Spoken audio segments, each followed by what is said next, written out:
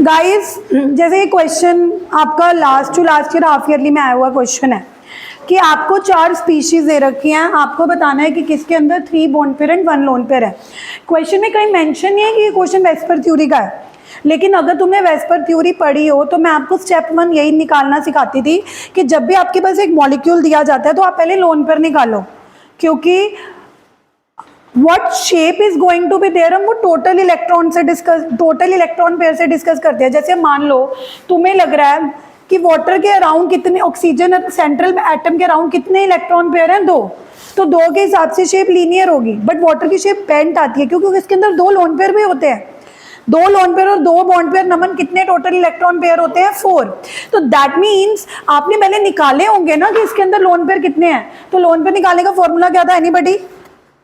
Loan pair is equal to half valence electron central atom के देखे जाते हैं, माइनस बॉन्ड पेयर।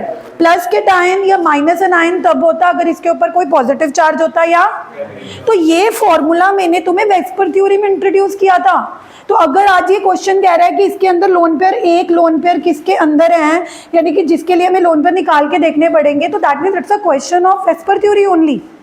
मैं टाइम एंड अगेन बच्चों को एक्सप्लेन करती हूँ 12th में भी 11th में भी, कि जब भी आपको किसी थ्योरी का क्वेश्चन आता है तो ज़रूरी नहीं है वो थ्योरी मेंशन होगी। लाइक इस क्वेश्चन में कहीं मेंशन ही नहीं है कि ये क्वेश्चन वेस्पर थ्योरी का है, और ये क्वेश्चन एक एमसीक्यू में आ रखा है कि बताओ कि किस स्पीशीज के अंदर 3 बॉन्ड पेयर हैं और 1 लोन पेयर है। बट माय डियर स्टूडेंट्स, अगर हम स्मार्ट वर्क करें, मुझे सबके अंदर लोन पेयर निकाल के देखने की ज़रूरत ही नहीं है। क्यों? मान लो आप इसके अंदर लोन पेयर निकालते हो, एक आ भी गया, एक लोन पेयर आ भी गया, तो इसके अंदर बॉन्ड पेयर तो दिख ही रहे हैं, कितने हैं? 2। तो पहला ऑप्शन तो हो ही नहीं सकता ना। पहला ऑप्शन, अब देखो 1, आप सोचोगे कि मैम अगर 1 मार्क का क्वेश्चन आया मैं सबके अंदर लोन पेयर निकाल के देखूंगा तो ये तो बहुत, क्योंकि आपको सबके अंदर निकाल के देखने की जरूरत ही नहीं है। कारण अगर तुम पहले के अंदर लोन पेयर निकाल भी देते हो और मान लो 1 आ भी गया, फिर भी फर्स्ट ऑप्शन नहीं हो सकता, क्योंकि बॉन्ड पेयर कितने होने चाहिए? 3। वो तो हमें दिख के ही पता लग रहा है ना कि बॉन्ड ये कितने बना रहा है? 2। तो यानी कि पहले ऑप्शन में लोन पेयर निकालने की जरूरत ही नहीं है, क्योंकि पहला ऑप्शन तो करेक्ट ऑप्शन है ही नहीं। सेकंड करेक्ट ऑप्शन हो सकता है क्योंकि इसमें बॉन्ड पेयर कितने दिख रहे हैं? 3। तो अगर इसके अंदर लोन पेयर 1 आ जाते हैं तो शायद ये ऑप्शन हो सकता है, तो तुम उसी में लोन पेयर निकाल के देखो जिसके अंदर बॉन्ड पेयर तुम्हें कितने दिख रहे हैं? 3, ताकि अगर उसमें लोन पेयर 1 आ गए तो वो करेक्ट ऑप्शन हो जाएगा। Are you following my point? कि चारों ऑप्शन में सबका लोन पेयर निकाल के देखने की जरूरत नहीं है, क्योंकि कॉम्बिनेशन ये है कि लोन पेयर 1 है तो बॉन्ड पेयर भी कितने होने चाहिए? क्वेश्चन में देखो ना वो क्या कह रहा है कि किसके अंदर लोन पेयर 1 है, बॉन्ड पेयर कितने हैं? पहले के अंदर तो हमें दिख ही रहा है कि बॉन्ड पेयर 3 है नहीं, तो पहला ऑप्शन तो ऑब्वियसली नहीं है। तो पहले के अंदर लोन पेयर निकालने की जरूरत नहीं है, सिर्फ सेकंड के अंदर निकालो। Half valence electron minus bond pair. अब वैलेंस इलेक्ट्रॉन किसके देखते हैं? सेंट्रल एटम बोरोन है, बोरोन के अंदर वैलेंस इलेक्ट्रॉन कितने होते हैं? बोरोन का एटॉमिक नंबर 5 होता है, 2,3 वैलेंस इलेक्ट्रॉन 3 होते हैं, बॉन्ड भी 3 बना रहा है, तो 0/2 0, यानी कि बी ऑप्शन भी नहीं हो सकता, क्योंकि भले ही बॉन्ड पेयर इसके 3 थे बट लोन पेयर कितने आ गए? 0। सी ऑप्शन में भी लोन पेयर निकालने की जरूरत नहीं है। क्यों निकालने की जरूरत नहीं? कि बॉन्ड कितने बना रहा है? मिनिमम बॉन्ड कितने बनाने चाहिए? 3। तो लास्ट ऑप्शन ही बच्चा यही सही आएगा। देखो क्यों? क्योंकि बॉन्ड भी ये कितने बना रहा है और इसमें लोन पेयर 1 आएगा। देखो कैसे, lone pair is equal to half valence electron minus bond pair. Phosphorus central atom के वैलेंस इलेक्ट्रॉन 5 होंगे, क्योंकि नाइट्रोजन फॉस्फोरस 15th ग्रुप के हैं, नहीं पता तो इसका एटॉमिक नंबर 15 है। 2,8,5 से भी पता लग रहा है। बॉन्ड ये 3 बता रहा है, 2/2 1, तो सही ऑप्शन BCl3 है, क्योंकि इसमें बॉन्ड पेयर 3 है और लोन पेयर कितने हैं? 1। A very smart question of VSEPR theory in spite of writing the word VSEPR theory. जब भी आपको किसी क्वेश्चन में बॉन्ड पेयर और लोन पेयर निकालने की जरूरत पड़ जाए, वो क्वेश्चन वेस्पर थ्योरी का ही है, बिकॉज वेस्पर थ्योरी में ही हमें रिक्वायरमेंट पड़ती है ये निकालने के लिए कि कितने लोन पेयर और कितने बॉन्ड पेयर हैं, ताकि हम उसकी शेप डिसाइड कर सकें। जैसे अगर मुझे PCl3 की शेप डिसाइड करनी हो मैं इसके अंदर लोन पेयर ना निकालूं तो मेरा आंसर गलत आ जाएगा। क्यों? क्योंकि मुझे लगेगा कि फॉस्फोरस के अंदर कितने बॉन्ड बन रहे हैं, 3। 3 के हिसाब से मैं शेप बता दूंगी ट्राइगोनल प्लानर, जबकि इसकी शेप प्रिडिक्ट करी जाएगी 3 बॉन्ड पेयर और 1 लोन पेयर, यानी कि टोटल इलेक्ट्रॉन पेयर के हिसाब से।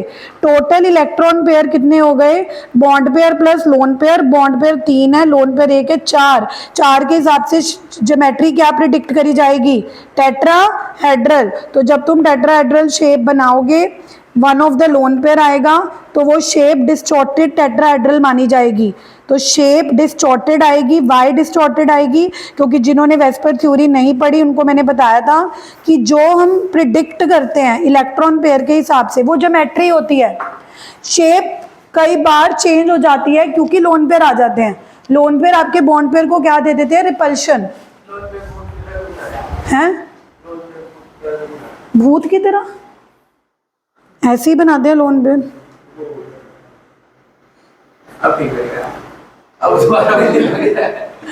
चलो व्हाटएवर। तो क्या समझ आया, क्वेश्चन समझ आया, लोन पेयर का फॉर्मूला समझ आया। लोन पेयर का फॉर्मूला क्या, बोलो, half valence electron minus bond pair. But अगर ये तो हमने इसके अंदर लोन पेयर निकाले नहीं, अगर NH2 नेगेटिव में निकालने होते लोन पेयर तो फॉर्मूला क्या होता, लोन पेयर का half valence electron minus bond pair plus 1। यहाँ पे +1 क्यों आया, बिकॉज ऑफ नेगेटिव। अगर किसी ऐसी स्पीशीज के अंदर आप लोन पेयर निकाल रहे हो, if it is a cation और अनायन, तो लोन पेयर निकालने के फॉर्मूले में एक चेंज क्या आता है कि वैसे हम लोन पेयर का फॉर्मूला लगाते हैं हाफ ब्रैकेट में valence electron minus bond pair, लेकिन इफ इट इज अनायन तो वी ऐड 1, अगर कैटायन होता तो subtract 1। So you have to learn these formulas, okay? Next question, it's a good question, I hope आपने लिख लिया होगा।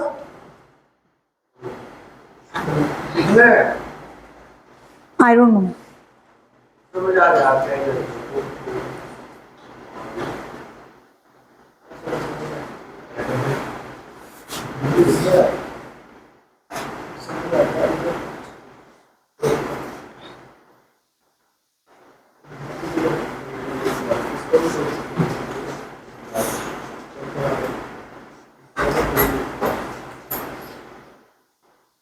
नेक्स्ट क्वेश्चन है, असर्शन रीजन है।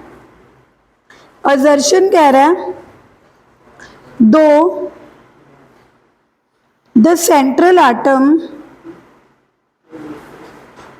Of both ammonia and water are sp2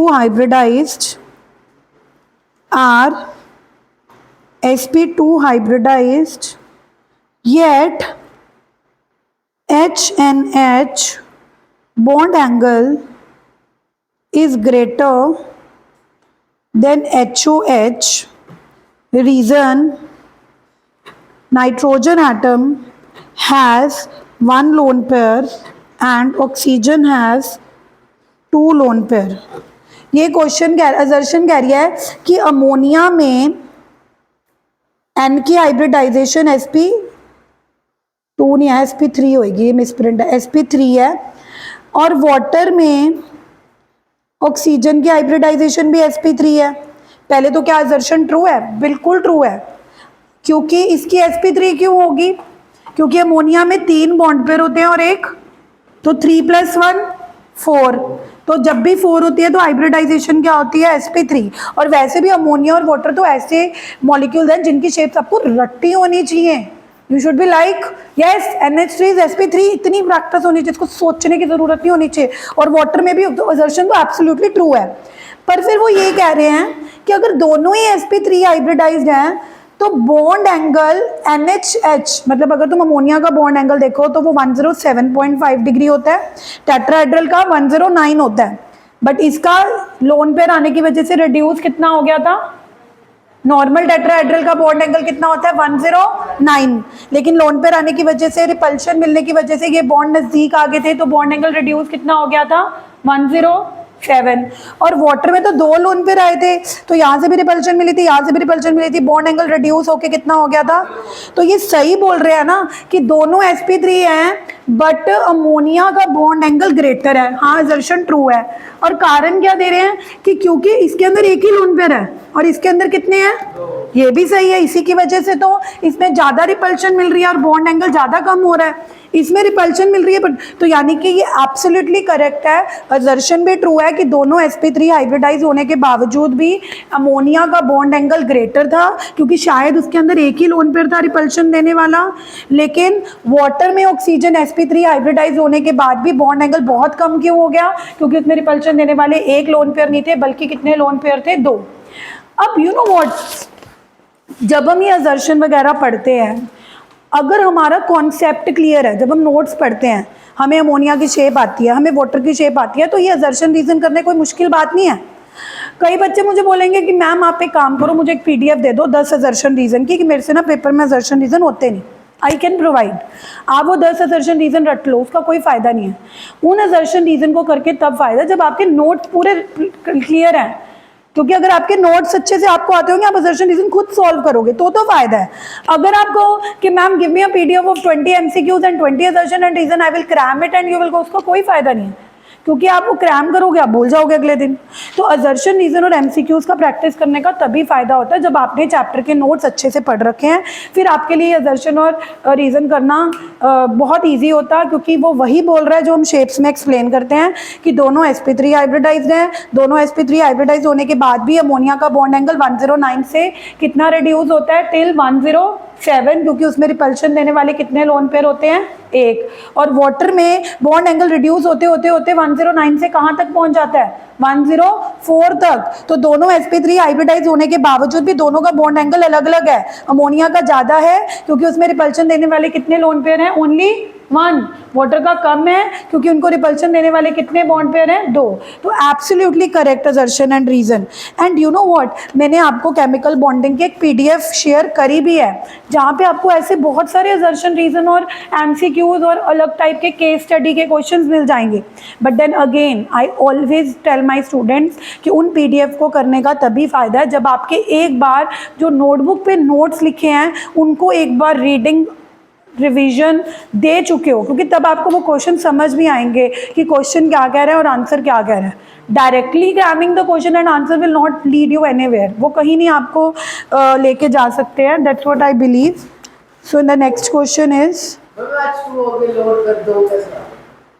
निकाल लो। Lone pair is equal to half valence electron minus bond pair. Oxygen के valence electron 6 थे, बॉन्ड इसने 2 ही बनाए, 4/2 2। मैं तो कभी क्रैम भी नहीं कराती, और ये फॉर्मूला कहीं भी वेस्पर थ्योरी में बुक में यूज भी नहीं हुआ, वो सीधा रटवाते हैं कि ऑक्सीजन के अंदर 2 लोन पेयर हैं। मैंने तो आपको वेस्पर थ्योरी सॉल्व भी ऐसे करवाई है। अपने नोट्स और बुक की वेस्पर थ्योरी का डिफरेंस देख लेना। जहां मैंने वेस्पर थ्योरी के नोट्स बनवाए हैं, VSEPR theory of molecules having lone pair, उसमें मैंने हर मॉलिक्यूल के अंदर पहले लोन पेयर निकाला है इस फॉर्मूले से, फिर तुम्हें बोला कि शेप बनाओ। मैंने कहीं नहीं लिखा कि रटो कि वाटर के अंदर 2 होते हैं, कि वाटर में तो फॉर्मूला ही नहीं है वाटर में। बुक में सिंपल सॉल्व कर रखा है कि वाटर की shape, oxygen have 2 lone pair, so 2 + 2 4। 2 lone pair कैसे आए, we don't have to learn. तभी मैंने जब वेस्पर थ्योरी अपने तरीके से तुम्हें नोट्स में करवाई थी, तब मैंने बोला भी था कि ये टॉपिक स्पेशली मेरे नोट्स में से करना, क्योंकि मैंने कहीं क्रैम नहीं करवाया। मैंने पहले लोन पेयर निकाले हैं, आपको लर्न नहीं करना। बट ये अलग बात है कि अब जैसे तुमने वाटर का एक बार निकाल के देख लिया, अब तुम्हें पता ही है, अब तुम्हें एमसीक्यू आ गया, वहां थोड़ा तुम निकालने बैठोगे। यू नो कि वाटर के अंदर ऑक्सीजन के अंदर 2 लोन पेयर होते हैं, इसका बॉन्ड एंगल इतना होता है, तो वहां 1 नंबर के क्वेश्चन में आप प्रूफ थोड़ा करने बैठोगे, वहां तो तुम्हें पता है। बट पहली बार जरूर बताया जाता है बच्चे को, कि बच्चे को ये ना लगे कि हम रट्टा मारें कि ऑक्सीजन के ऊपर 2 लोन पेयर कैसे आए। तो पहली बार जरूर मैं आपको सिखाती हूँ, but for next time and for solving question for 1 mark और 2 marks, every time you don't need not calculate lone pair and explain कि देखो 2 हैं। हाँ होते हैं, that is what is there. And moreover chemistry is moreover observational science. मैं हमेशा बोलती हूँ कि केमिस्ट्री में काफ़ी चीज़ें ऑब्जर्वेशन पे भी होती हैं, कि ऐसा देखा गया है, ऐसा था, ऐसा होता है, we have to believe it. Observe किया, ऐसा है, उसको जबरदस्ती फिर प्रूव भी कर दिया। काफ़ी बात तो हम फोर्सफुली प्रूव करते हैं, because that is what it is, वो है ही ऐसा, है ना।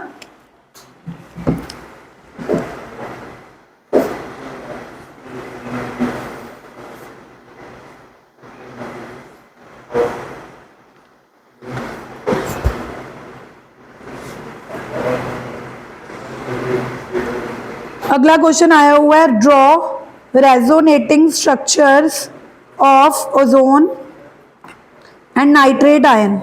कल भी मैंने जब रेजोनेंस का टॉपिक करवाया था तो मैंने तुम्हें बोला था कि क्वेश्चन मैंने बहुत बार एग्जाम में आता हुआ देखा है कि नाइट्रेट आयन के रेजोनेटिंग स्ट्रक्चर बनाओ। बच्चों को पता ही नहीं होता nitrate ion is NO3 negative, कई नाइट्रेट आयन को अमोनिया NH3 लिख देते हैं। फॉर्मूले पता होना बहुत ज़रूरी है, बिकॉज अगर आपको फॉर्मूला ही नहीं पता होगा तो रेजोनेटिंग स्ट्रक्चर कैसे बनाओगे। अब ओजोन का फॉर्मूला तो सबको पता है, O3। O3 में O ही सेंट्रल एटम है, O ही टर्मिनल एटम है। और अगर आप इसका एक लोई स्ट्रक्चर बनाओगे तो एक जगह डबल बॉन्ड होता है और एक जगह, बट रेजोनेंस क्या कहता है, one structure is not sufficient, double bond इधर भी आ सकता है। अगर इधर आएगा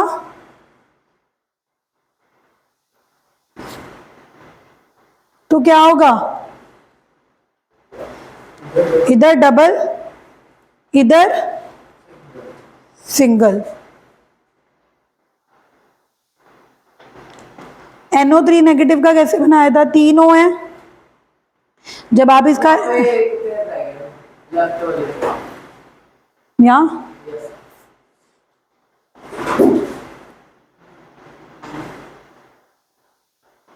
गलत हो गया ना, ऐसे आएगा। ये 3 थे, इसने अपना एक लोन पर दिया, ये उठ के उधर चला गया तो इधर डबल आ गया, इधर क्या हो गया सिंगल, क्योंकि ये उठ के इधर आ गए। अगर किसी को एरोज नहीं आती, अगर किसी को एरोज नहीं बनानी आती, बस इतना रट लो कि resonance is just shifting the double bond. एक बार इधर दिखा रहे हो तो एक बार उधर दिखाना है। दिव्यांश क्लास में तो तुम होकर भी नहीं होते, पता नहीं तुम्हारा कहाँ ध्यान होता है डेली। और इतना भगवान ने तुम्हें अच्छा IQ दिया है, you are just wasting it.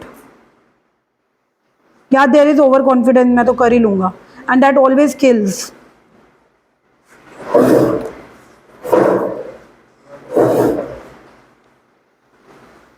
कछुए और खरगोश में से खरगोश बनोगे तो हार जाओगे।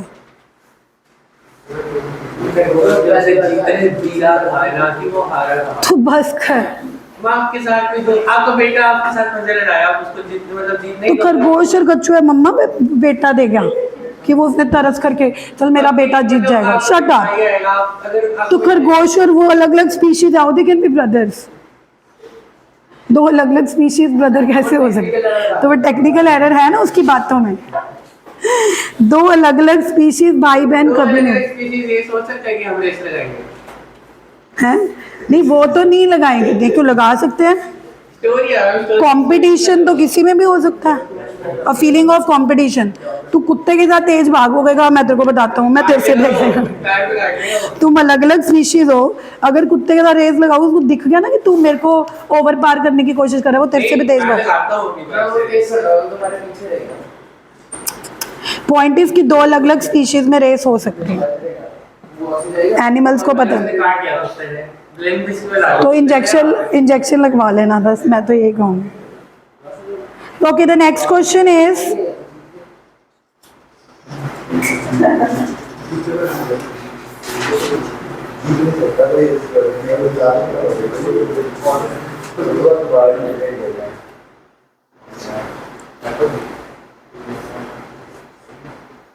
अगला क्वेश्चन आया हुआ, right main postulates of VSEPR theory.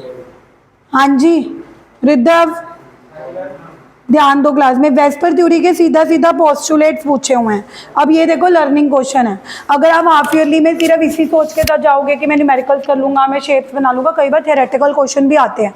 जैसे फर्स्ट चैप्टर की modern atomic theory, Dalton atomic theory, उसके पॉइंट्स आपको लर्न करने हैं। सिमिलरली वेस्पर थ्योरी, मतलब कि मेन जैसे वेस्पर थ्योरी मेन थ्योरी है तो उसके आपको पोस्टुलेट्स पता होने चाहिए। तो वेस्पर थ्योरी ने क्या कहा था, first point valence shell electron pair repulsion theory ने ये कहा था कि किसी भी मॉलिक्यूल की शेप इस बात पे डिपेंड करती है कि उसके अराउंड कितने इलेक्ट्रॉन पेयर हैं।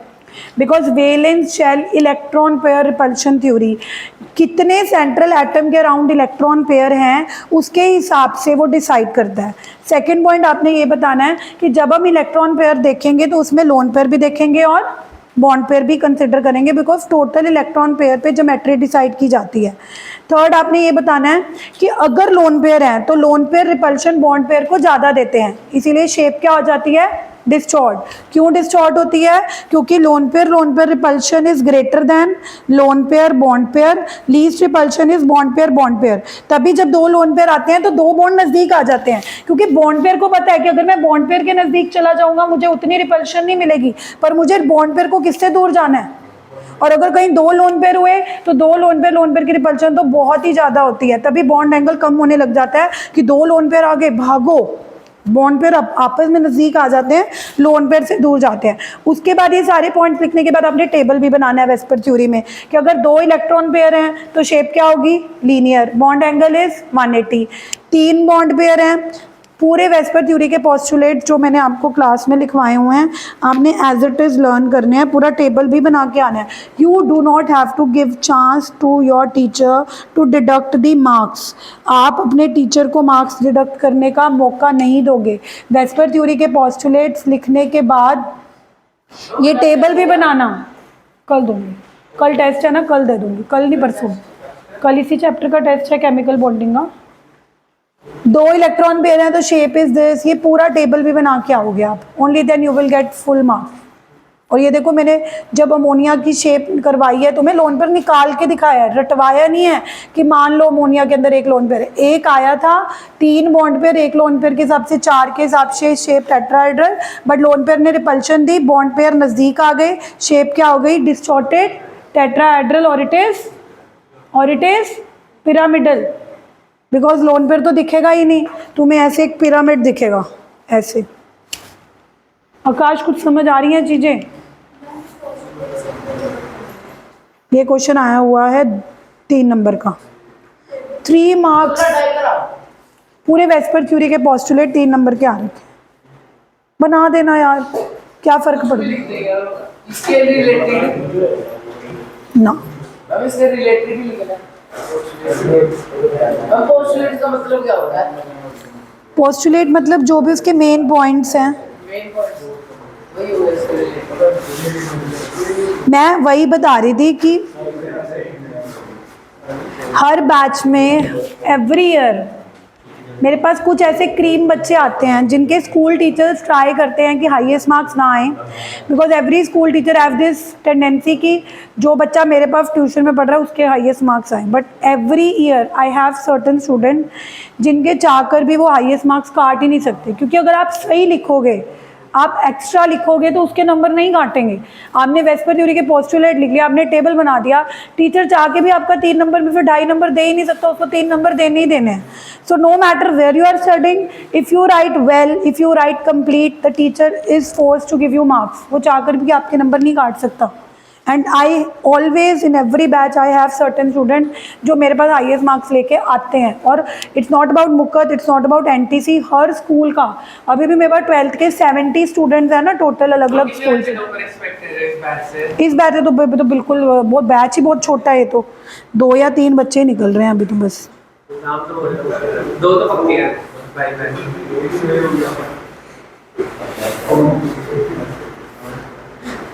अच्छा, एक अगला क्वेश्चन है एमओटी का जो मैंने मॉलिक्यूलर ऑर्बिटल थ्योरी कराई थी।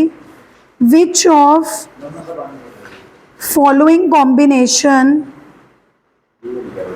डज नॉट गिव, वो वाली MOT sigma 1s sigma star 1s sigma 2s sigma, और 2p वाले कैसे कंबाइन होते हैं?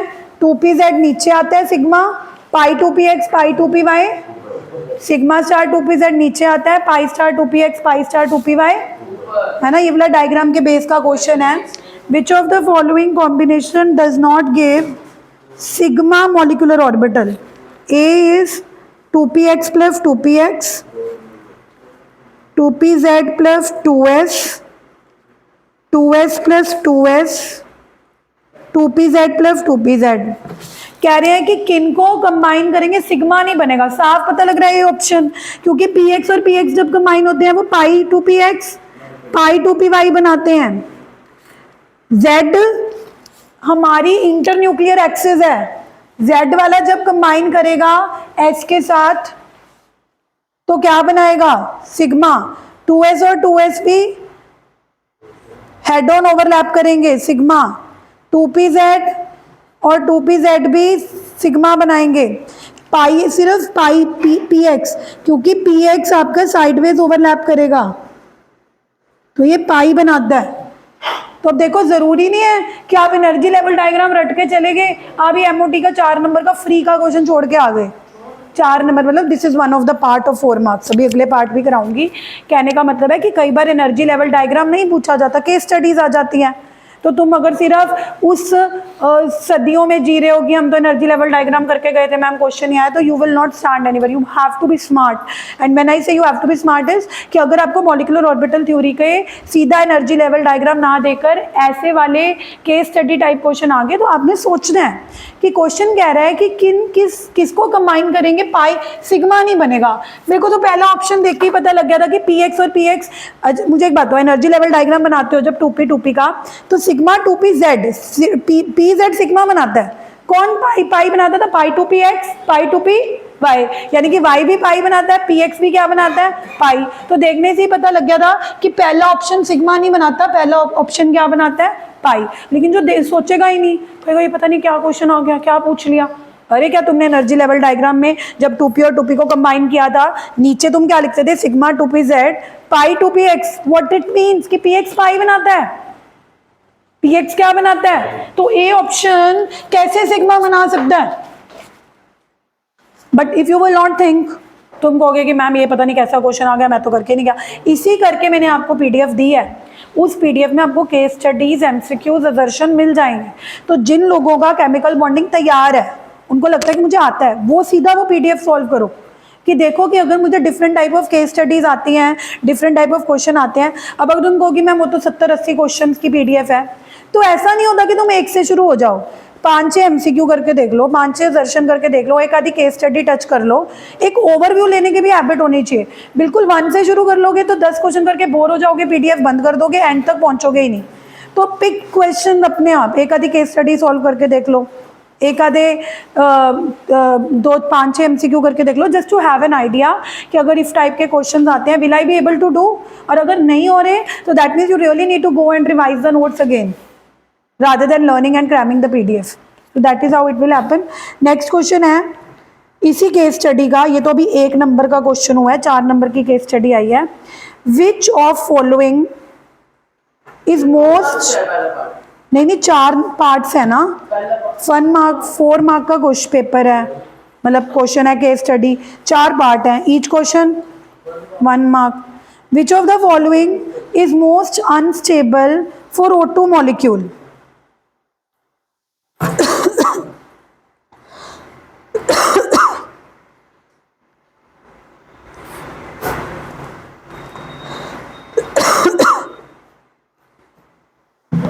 अब अगर ये कह रहे हैं कि इन चारों में से O2 के लिए अनस्टेबल कौन है, O2 का एनर्जी लेवल डायग्राम देखो, जो सबसे लास्ट में आएगा उसकी एनर्जी सबसे ज्यादा होगी, वो मोस्ट अनस्टेबल होगा। तो O2 के डायग्राम में पहले कौन आता है? Sigma 1s, sigma star 1s, फिर क्या आता है? Sigma 2s, sigma star 2s, फिर नॉर्मली सिग्मा 2pz आता है, पर ऑक्सीजन के एनर्जी लेवल डायग्राम में उल्ट हो गया था, पाई 2px पाई 2py पहले आता है, सिग्मा 2pz बाद में। तो अब ऑप्शन में चेक करते हैं। ऑप्शन कह रहा है कि अनस्टेबल, देखो सिग्मा 2s और सिग्मा स्टार 2s तो पहले ही आ जाएंगे एनर्जी लेवल डायग्राम में, sigma 1s, sigma star 2s, sigma 2s, sigma 2s, ये तो अनस्टेबल होंगे। इन दोनों में से डिसाइड कर लो, इन दोनों में से पाई और सिग्मा, पाई 2px पाई 2py पहले आता है, सिग्मा 2pz बाद में आता है, पाई स्टार, हाँ ये सिग्मा स्टार के साथ 2pz होना चाहिए। तो कौन मोस्ट अनस्टेबल होगा? जाहिर सी बात है सिग्मा, एनर्जी लेवल डायग्राम देख लो ना, एनर्जी वाले एस वाले तो पहले ही आ जाएंगे, सिग्मा 2s और सिग्मा 1s तो मैं बना ही नहीं रही क्योंकि ऑप्शन में नहीं है। अब मैं कह रही हूँ जो पी वाले हैं ऑक्सीजन के डायग्राम में, पी वाले में पहले पाई 2px पाई 2py आते हैं, वो तो ऑप्शन में ही नहीं है, सिग्मा 2pz ऊपर आता है। Even if you do not know the order, इतनी बात तो पक्का है ना कि सिग्मा स्टार 2pz तो एंटी बॉन्डिंग वाला हो गया, तो वो तो पाई 2px, सॉरी ये पाई 2px, पाई 2px तो पहले ही आ गया, पाई 2px तो पहले ही आ गया। सबसे ऊपर कौन आ रहा है? तो इन अ वे ये क्वेश्चन तो एनर्जी लेवल डायग्राम से ही है ना, जिसको एनर्जी लेवल डायग्राम आता है उसी को पता होगा कि सबसे ऊपर कौन सा ऑर्बिटल आ रहा होगा, सिग्मा स्टार 2pz वाला। क्यों? सिग्मा 2s और सिग्मा स्टार 2s तो पहले ही आ जाएंगे, है ना। पाई 2px भी पहले आ जाएगा। तो देख रहे हो कि टीचर आजकल गॉन आर द डेज जब सीधे क्वेश्चंस आते थे। अब क्या जिसको सीधा क्वेश्चन आता है एनर्जी लेवल डायग्राम, क्या उसके लिए क्वेश्चन मुश्किल है? अगर वो इंटरप्रेट ना करे तो अलग बात है, इंटरप्रेट करे तो क्वेश्चन तो यही कह रहा है ना, मोस्ट अनस्टेबल, मतलब एनर्जी लेवल डायग्राम देख के देख लो कि कौन सबसे बाद में आ रहा है। अब जिसको ये सीक्वेंस ही पता है, ही कैन वेरी इजीली जज कि सिग्मा स्टार 2pz सबसे लास्ट में आएगा, so it is going to be most unstable for O2 molecule. Most unstable पूछने का क्या मतलब है कि सबसे ऊपर कौन आ रहा है, क्योंकि जो ऑर्बिटल सबसे ऊपर जाएगा मतलब उसकी उतनी हाई एनर्जी है, higher the energy lesser is the stability. So if they are asking which is most unstable, that means they wanted to ask कि डायग्राम में सबसे ऊपर कौन आ रहा है from the given options. Are you? आगे और समझ रहे हैं। नॉर्मल एनर्जी लेवल डायग्राम में सिग्मा 2pz नीचे आता है, नहीं उल्टा नहीं बोल रही, बाकी O2 और F2 को छोड़ के सिग्मा 2pz नीचे आता है, पाई 2px पाई 2py ऊपर आता है। यही तो अच्छे अच्छे बच्चे, मैं भी ऐसे भूल जाती होती थी अपने टाइम पे। अभी कोई ट्रिक बना लो कि O2 MnO_P, O के बाद क्या आता है? P, P से पाई, तो ऑक्सीजन में पाई पहले आएगा। अब अच्छा क्यों हुआ था? क्योंकि सीधा सीधा एनर्जी लेवल डायग्राम ये थे कि draw this draw this draw this. अब कल मैं ऐसी केस स्टडीज भी डालूंगी, तब पता लगेगा। हाँ जी, ये नॉर्मल एटॉमिक ऑर्बिटल में जब आप कॉन्फ़िगरेशन लिखते हो 1s 2s 2p, तो 2p में 3 ऑर्बिटल ही होते हैं।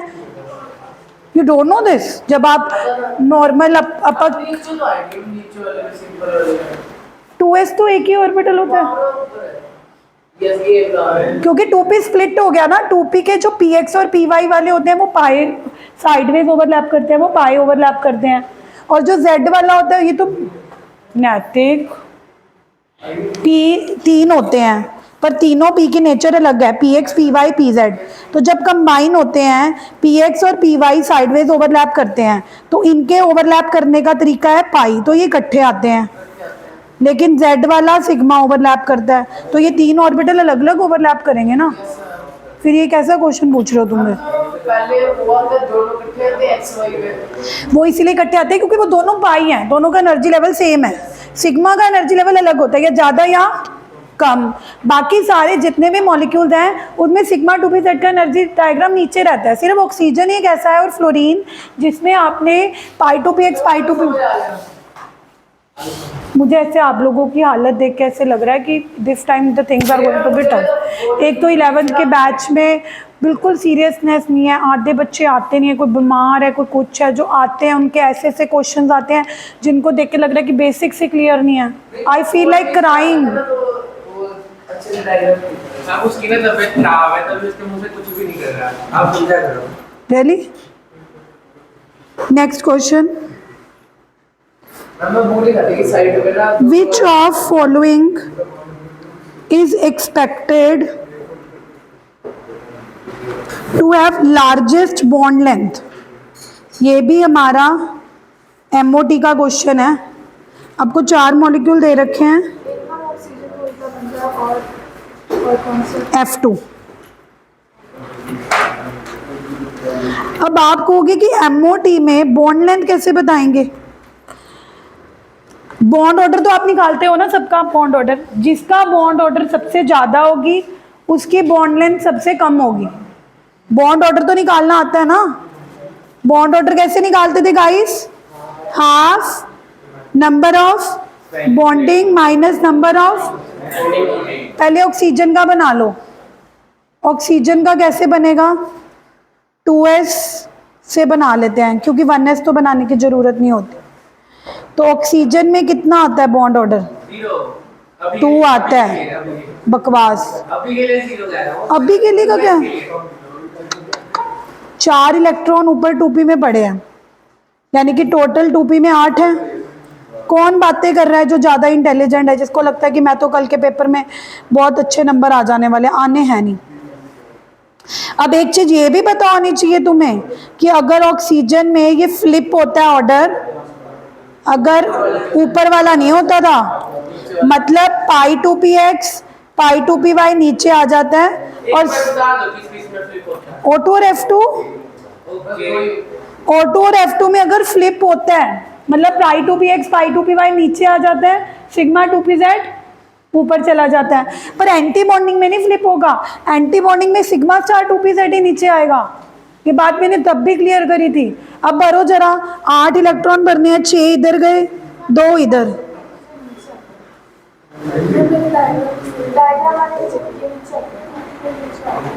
उल्टा कर दिया मैंने। ऑक्सीजन में बच्चे कह रहे हैं, अच्छा normally pi two P x pi two P Y नीचे आता है, सही है। हाँ मैंने शायद गलती कर दी। नॉर्मली, हाँ normally pi two P x pi two P Y नीचे होता है, सिग्मा टू पी जेड क्या होता है, पर ऑक्सीजन के केस में सिग्मा टू पी जेड नीचे आता है। मैं थोड़ा वो होगी, और बाकी सेम ही है। स्टार वाले में फ्लिप नहीं करना।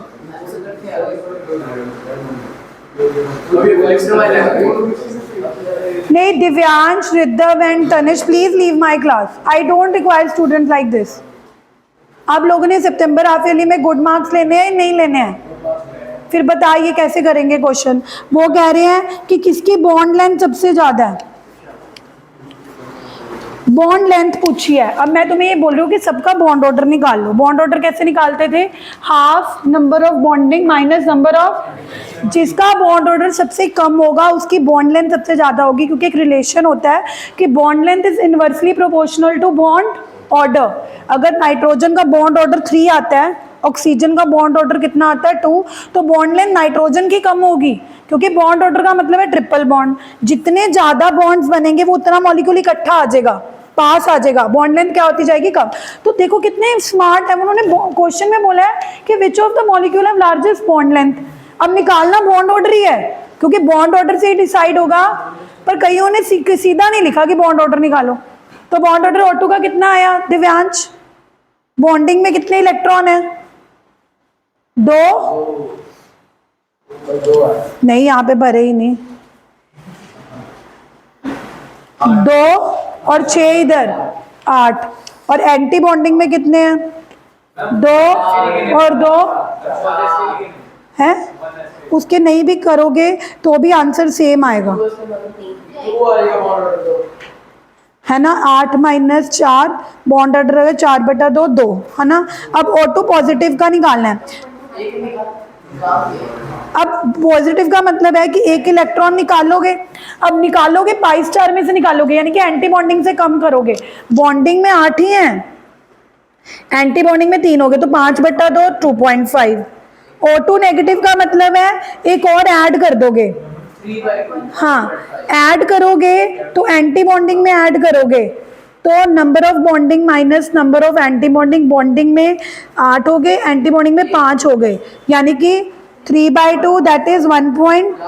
O2 2 नेगेटिव में 2 ऐड करोगे, एंटी बॉन्डिंग में 2 ऐड करोगे तो बॉन्डिंग में अभी भी 8 है, एंटी बॉन्डिंग में 6 हो गए, तो 2/2 1। तो सबसे कम बॉन्ड ऑर्डर O2 2 नेगेटिव, सबसे ज्यादा बॉन्ड लेंथ इसकी होगी। Yes, because bond length is inversely proportional to. तो कहने का मतलब ये क्वेश्चन बॉन्ड ऑर्डर निकालने का ही था, बट उन्होंने क्वेश्चन में कहीं नहीं लिखा कि कैलकुलेट द बॉन्ड ऑर्डर। यहीं से तो आपका चेक हो रहे हैं कि कितने कॉन्सेप्ट क्लियर हैं। सिर्फ आपको इतना नहीं पता होना चाहिए कि bond order is half number of bonding minus number of antibonding, ये भी पता होना चाहिए कि bond order not only help us to decide the stability, ये भी पूछ सकते थे विच इज मोस्ट स्टेबल। इस क्वेश्चन में अगर ये आता कि इनमें से सबसे ज्यादा स्टेबल कौन है, तब भी तो बॉन्ड ऑर्डर निकालना पड़ता, क्योंकि जिसका सबसे ज्यादा बॉन्ड ऑर्डर है वो सबसे ज्यादा स्टेबल होता। तो बॉन्ड ऑर्डर से हम 2-3 चीजें पता कर सकते हैं। अगर हमें स्टेबिलिटी पूछा है तब भी हमें बॉन्ड ऑर्डर निकालना है।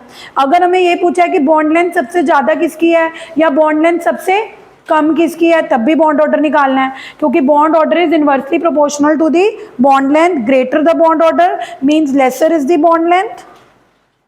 and lesser the bond length is greater is the bond length. तो this is how the questions are coming these days. कि आपको डायरेक्टली नहीं बोला कि पहले पहले होता था हमारे टाइम पे, इससे भी पहले, कि सीधा सीधा क्वेश्चन आते थे, calculate the bond order of this, तो student knows that I have to calculate the bond order. इस क्वेश्चन में लिखा है कि बताओ किसकी सबसे ज़्यादा बॉन्ड लेंथ है.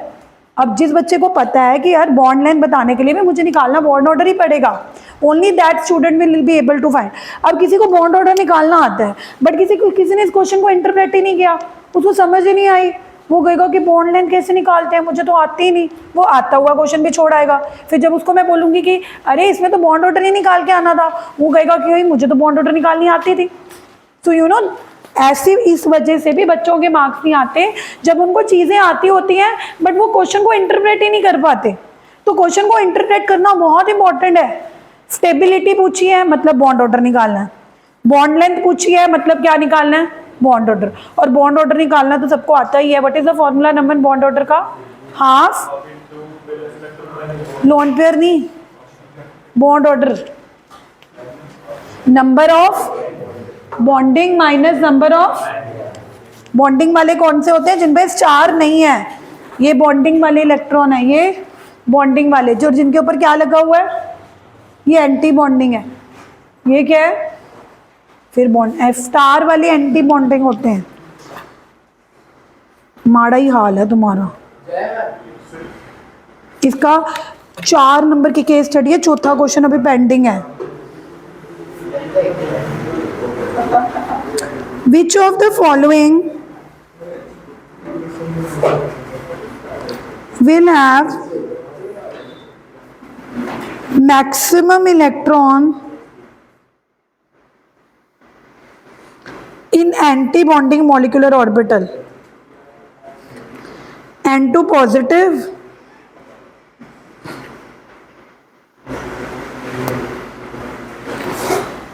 इनके कह रहे हैं कि इन चारों में से किसके एनर्जी लेवल डायग्राम में एंटी बॉन्डिंग मॉलिक्यूलर ऑर्बिटल में ज़्यादा इलेक्ट्रॉन होंगे. इसको भी स्मार्टनेस से करो. अगर तुम सबका एनर्जी लेवल डायग्राम बना के देखने लग गए तो 1 नंबर का क्वेश्चन करने के लिए इतना टाइम लग जाएगा. देखो पहले एलिमिनेट करते हैं कि कौन से ऑप्शन नहीं हो सकते. मेरे हिसाब से बेरिलियम 2, बेरिलियम का एटॉमिक नंबर कितना होता है? 4. तो वो तो उसका डायग्राम तो 1s और 2s पे आके ही खत्म हो जाएगा. उसका डायग्राम तो 1s और 2s पे आके ही खत्म हो जाएगा. तो उसमें ज़्यादा इलेक्ट्रॉन एंटी बॉन्डिंग में तो कहाँ ही हो सकते हैं. बेरिलियम 2 तो एलिमिनेट हो गया. बचे ये 3 ऑप्शन. इन तीनों ऑप्शन में से O2 और F2 का डायग्राम सिमिलर है और N2 का डायग्राम क्या होता है? डिफरेंट. क्योंकि N2 के डायग्राम में नीचे कौन आता है? π2px π2py और ऊपर कौन आता है? Sigma 2p. बट N2 भी ऑप्शन में नहीं हो सकता बिकॉज N2 का एटॉमिक नंबर कितना होता है? 7 एटॉमिक नंबर है. तो अगर उसमें इलेक्ट्रॉन ही कम है O2 और F2 से तो उसके इलेक्ट्रॉन एंटी बॉन्डिंग में ज़्यादा कैसे जा सकते हैं? ये भी एलिमिनेट हो गया. अब बच कौन गया? O2 और F2 दोनों का डायग्राम सिमिलर है. F में कितने इलेक्ट्रॉन होते हैं? 9 और 9. O2 में कितने होते हैं?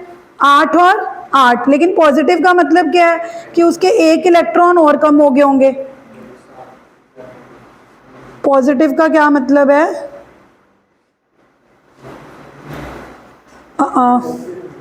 क्या हो रहा है?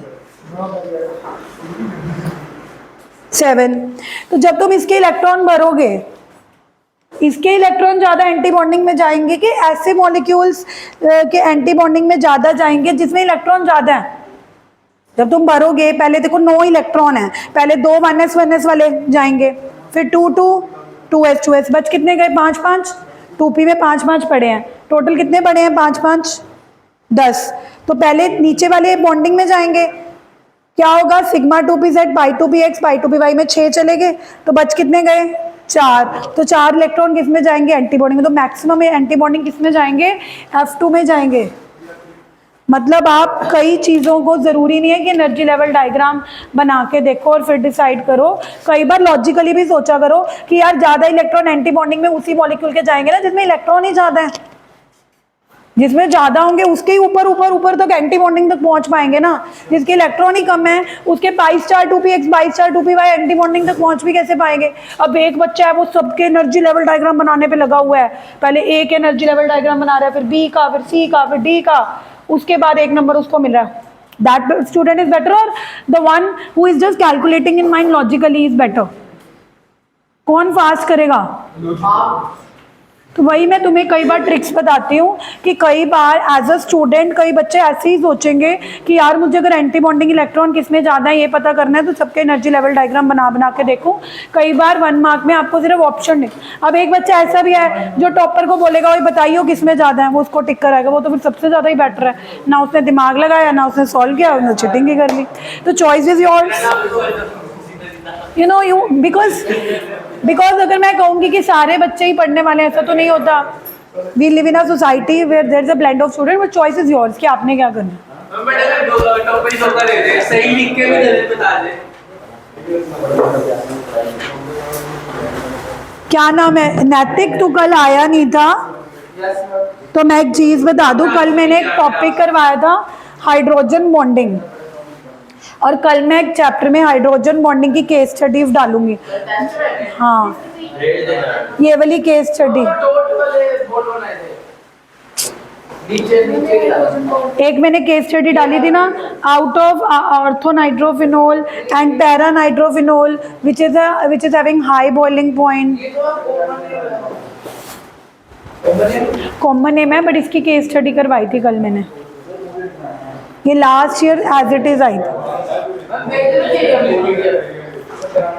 ये पीडीएफ नहीं है, ये जो है ना वही बता रही हूँ, ये जो हाइड्रोजन बॉन्ड मैंने आपको एक असाइनमेंट दी थी केमिकल बॉन्डिंग की, सबमिट करी थी, उसमें एक 4th क्वेश्चन था जो तुम छोड़ के आए थे क्योंकि उस टाइम हाइड्रोजन बॉन्डिंग हो नहीं रखी थी। ये 4th क्वेश्चन केस स्टडी है जो एज इट इज 2 साल पहले क्वेश्चन पेपर में आ रखा है, तो ये नो वंडर मैं कल पेपर में डाल सकती हूँ।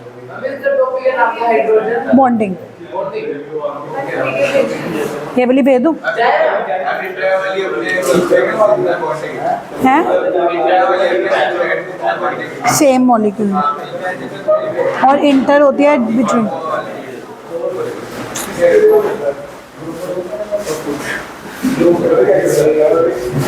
प्लीज कल के टेस्ट में पढ़ के आना।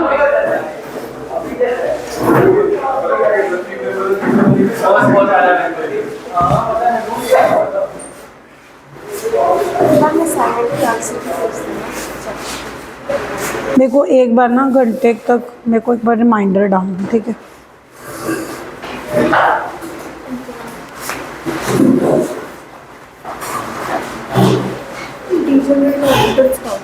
विच are at the same energy level. अच्छा तो इसमें से ये 3 वाले सारे इकट्ठे और 4 वाले सारे इकट्ठे। ये हाइड्रोजन में 3s and 3d की सेम कैसे होगी जैसे बाकी सारे में 2s? जो सिंगल इलेक्ट्रॉन मॉलिक्यूल होते हैं, मैंने उस दिन भी तो शायद तुम्हें ही बताया था।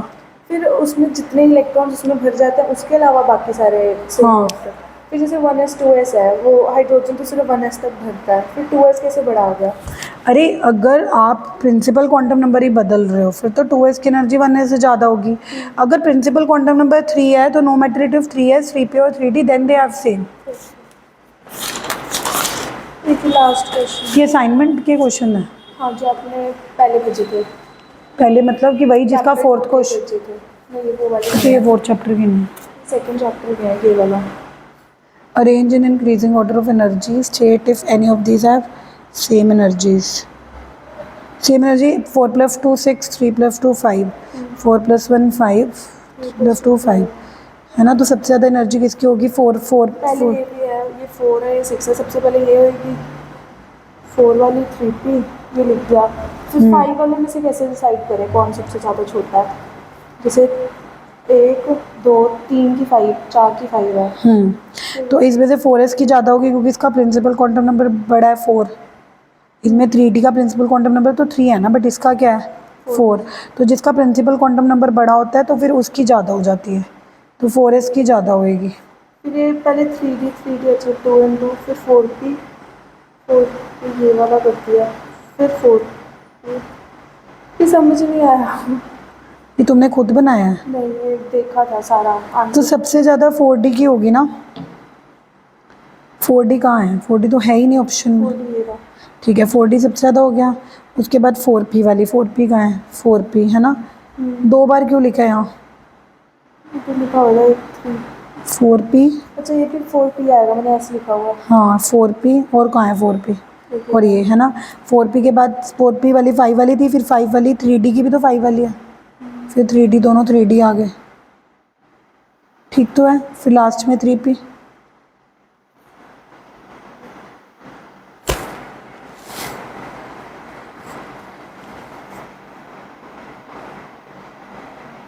ठीक है। बाकी ट्यूशन्स पे सिलेबस हो गया हाफ ईयरली?